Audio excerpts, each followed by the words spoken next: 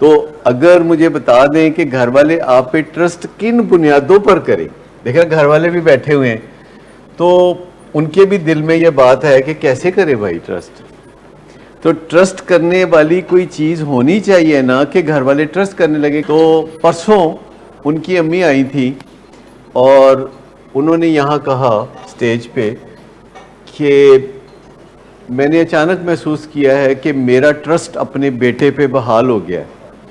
یہ بات انہوں نے کہی اور ان کی آنکھوں میں خوشی کے آنسو بھی آئے. تو ٹرسٹ جو ہے بحال یا تو ہوتا ہے یا پھر نہیں ہوتا.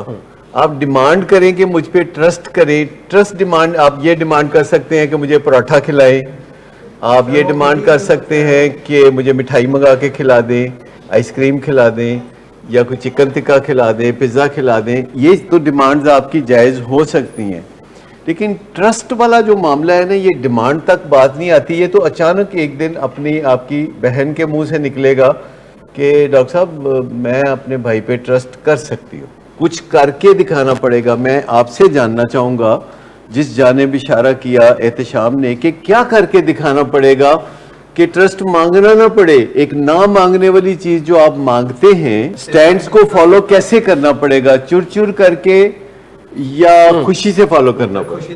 خوشی سے کہ بھی میں سٹینڈز کو فالو کرتا ہوں اور اس کو میں انجوائے کرتا ہوں کہ سب میرا کتنا خیال کرتے ہیں کہ میرے لیے سٹینڈز بنا کے رکھے ہیں، سٹرکچر بنا کے رکھا ہے. مجھے بڑے لوگ اکیلے تو نہیں کہیں جاتے نا. کبھی دیکھا آپ نے کسی بڑے آدمی کو اکیلے گھومتے پھرتے؟ پروٹوکول کے ساتھ جاتے ہیں. یہ ارن کرنے والی چیز ہے اور یہ باتوں تک بات نہیں آنی چاہیے، یہ کوئی بیہیویئر میں چیز ہونی چاہیے. جیسے کل مجھے شمس کہہ رہے تھے کہ ڈاکٹر صاحب میں ایسا کچھ کروں گا کہ آپ مجھ پہ بھروسہ کر سکیں، آپ مجھ پہ فخر کر سکیں. یعنی یہ بات انہوں نے مجھے کہی کہ ڈاکٹر صاحب میں کچھ ایسا کروں گا کہ آپ مجھ پہ فخر کر سکیں. تو ایک سمجھ آنے والی بات ہے نا کہ وہ کہہ رہے میں کروں گا.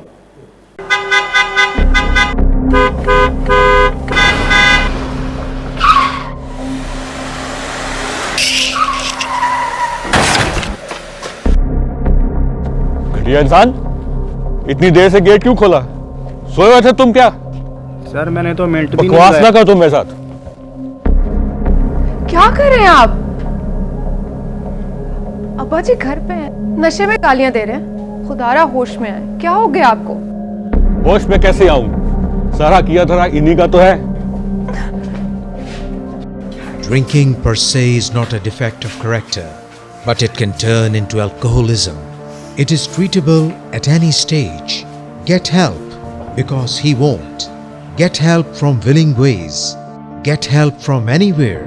But do get help now. You have waited too long for a miracle. Here it is. Get help. Get help. Get help. Get help. Get help.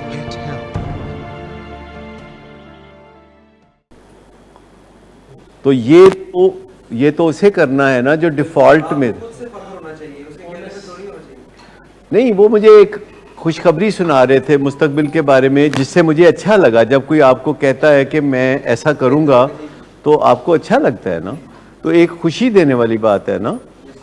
اور لیکن اگر وہ کہیں کہ ڈاکٹر صاحب آپ مجھ پہ ٹرسٹ کریں، اور یہ ٹرسٹ لیول جو ہے جب کہ ہو ہی کوئی نہ آن گراؤنڈ، تو پھر اگر ہم ٹرسٹ کرنا شروع کر دیں تو وہ ٹرسٹ کا نتیجہ کیا نکلے گا؟